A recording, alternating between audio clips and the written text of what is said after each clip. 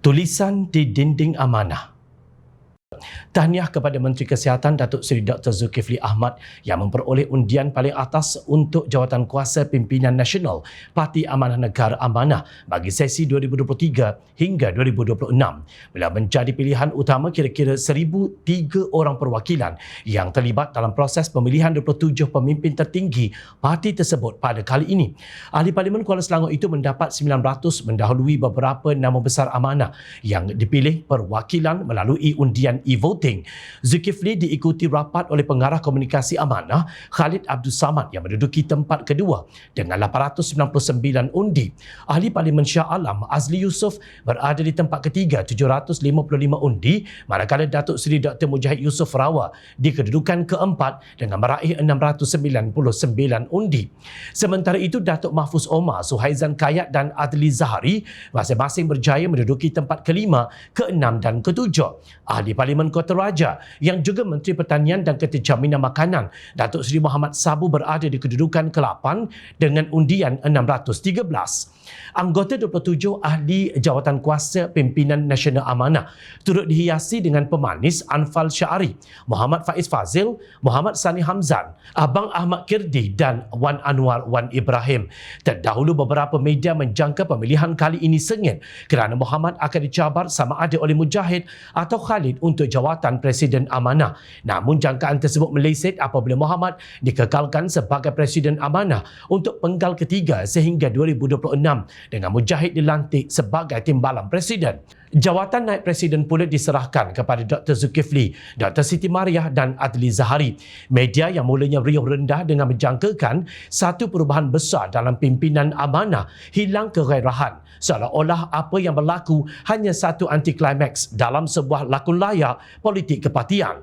Di sebalik kedinginan media popular di negara ini, kedengaran ulasan daripada 3 ahli akademik yang sering muncul di portal online seperti Free Malaysia Today dan Harian Metro. Dr. Mazlan Ali, pensyarah kanan di Universiti Teknologi Malaysia, Dr. Azmi Hassan, Fellow Akademi Penyelidikan Strategik Nusantara atau NESR, dan Dr. Awang Azman Pawi dari Universiti Malaya dipetik media sebagai berkata keputusan mengekalkan Muhammad sebagai Presiden Amanah adalah demi mengekalkan keharmonian dan mengelakkan perpecahan dalaman. Tetapi bila letak Mujahid sebagai timbalan, itu bermakna Muhammad bersedia untuk perubahan kerana Mujahid mewakili kumpulan reform dalam amanah yang boleh membuat perubahan supaya dilihat sebagai parti lebih segar dan berwajah masa depan, kata Dr. Mazlan seperti dipetik Free Malaysia Today.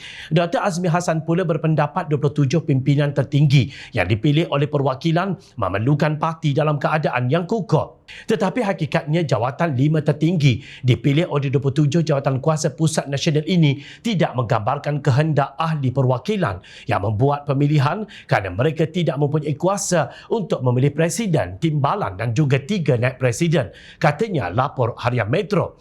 Mengulas lanjut, Dr. Azmi berkata beliau tidak pasti sama ada perwakilan dapat menerima pelantikan sebelum Muhammad sebagai presiden parti bagi penggal terakhir kerana yang meraih undi tertinggi ialah Dr. Zulkifli. Tidak dipastikan apakah penerimaan perwakilan kerana nombor 1 dan 8 itu jauh perbezaan citarasa kehendak perwakilan.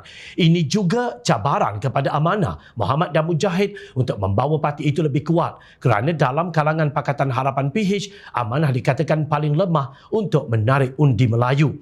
Jadi ini tanggungjawab Presiden, timbalan dan 3 naib Presiden untuk membawa amanah lebih kuat, tegasnya. Sementara itu Dr. Awang Azman pula berkata kepimpinan baharu perlu melakukan pengubahsuaian strategi baharu selepas memanfaatkan postmortem keputusan dan prestasi parti yang tidak terlalu cemerlang. Fokus pengundi muda dan belia perlu diberikan strategi baharu agar tidak gagal lagi, khususnya berdepan dengan PAS, ujarnya. Ketika Pakatan Harapan kembali menjadi pembangkang akibat langkah Sheraton pada hujung Februari 2020, Dr. Azmi sudah mengingatkan bahawa amanah mesti merombak dan memperbaharui kepimpinan kerana gagal membawa parti itu ke tahap lebih baik sejak pilihan raya umum 2018. Dr. Azmi Hassan berkata amanah akan memperolehi kerusi yang jauh lebih sedikit berbanding berbanding sebelumnya kerana kegagalan kepimpinan parti itu untuk menyalahkan peranannya dalam landscape politik Malaysia. Menurut beliau, Amanah sukar menarik ahli baharu sejak 2018. Bukannya mereka kekurangan calon semata-mata, tetapi bilangan mereka yang sedikit menyebabkan kurangnya calon yang berpotensi untuk pilihan raya umum ke-15, katanya pada Mac 2021. Kepemimpinan Amanah tegas azmi perlu berfikir semula bermula dengan menginsafi bahawa pengaruh mereka yang semakin berkurangan bermakna mereka paling kurang berpengaruh dalam Pakatan Harapan. Sejarah mencatatkan apa yang dijangkakan oleh penganalisis politik menjelma secara realiti, bukan sekadar mimpi ngeri buat parti itu. Ramai nama-nama besar Amanah gagal mempertahankan kerusi mereka di kawasan majoriti Melayu pada pilihan raya umum ke-15 dan pilihan raya negeri. Ini termasuk pengerusi Amanah Perak Datuk Azmuni Awi yang tewas di Dewan Undangan Negeri Manjoy. Pada masa yang sama, Mahfuz dan Mujahid yang kedua-duanya menyandang jawatan naib Presiden Amanah ketika itu masing-masing tewas di kawasan Parlimen Pokok Sena dan Parit Buntar. Amanah juga hilang kerusi Parlimen Lumut yang cuba dipertahankan oleh Ketua Pengarah Pilihan Raya Amanah Nasional, Datuk Dr. Hatta Ramli, manakala Ketua Pemuda Amanah Hasbi Muda tewas di Temerloh. Kemenangan Adli Zahari bagi kerusi Parlimen Alor Gajah dan Dr. Hafizah Mustaqim di Kota Lama sekadar koyok kecil yang cuba menampal sakit migran Amanah. Apakah itu semua bukan writings on the wall? Seperti kata pepatah Inggeris, writings on the wall bukan semata-mata tulisan di dinding, tetapi amaran untuk masa depan yang kelam, kecuali satu langkah dilakukan untuk menghalangnya. Mampukah Mujahid yang dikatakan mewakili kumpulan reform dalam Amanah sebagai timbalan Presiden membuat perubahan demi masa depan parti itu? Ingatlah, masa tidak menunggu kalian. Jom Channel hanya mengungkapkan kebenaran walaupun amat pahit untuk diterima. Jangan sentap apabila dikritik.